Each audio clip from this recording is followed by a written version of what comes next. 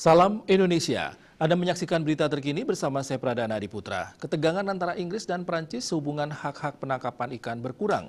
Intensitas menurun setelah Inggris menarik 2 kapal angkatan lautnya dari perairan sekitar Pulau Jersey milik Inggris, tempat di mana nelayan Prancis melakukan aksi protes.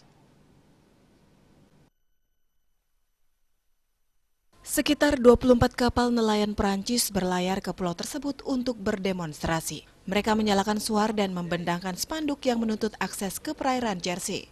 Nelayan Prancis mengatakan mereka tidak diberi akses ke perairan sekitar teritori Inggris tersebut, yang letaknya di lepas pesisir Prancis Utara. Satu kapal Prancis memasuki pelabuhan utama dari pulau yang berpemerintahan sendiri tersebut, tapi merupakan bagian dari kerajaan yang berarti Inggris bertanggung jawab atas pertahanan pulau tersebut. Sebelumnya Inggris mengerahkan 2 kapal perang untuk memantau situasi, sementara Prancis mengerahkan 2 kapal patroli ke perairan Prancis sekitar Jersey. Kapal Inggris dan Prancis terpisah sejauh 20 km. French boats that were catching fish in Jersey waters for at least 10 days a year. Perdana Menteri Inggris Boris Johnson dalam sebuah pernyataan mengatakan, mengingat situasi sudah diatasi untuk sementara, kapal patroli AL kerajaan akan bersiap untuk kembali ke Inggris. London akan siap untuk memberikan bantuan selanjutnya jika ada permintaan dari Jersey.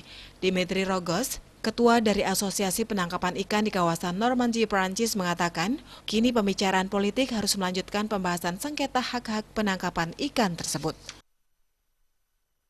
Untuk mencegah penyebaran COVID-19, ingat pesan Ibu selalu terapkan 3M, wajib memakai masker, wajib mencuci tangan, dan wajib menjaga jarak, serta wajib menghindari kerumunan. Dengan penerapan perilaku 3M, Indonesia segera terbebas virus corona menuju Indonesia maju. Tetaplah bersama Bali TV.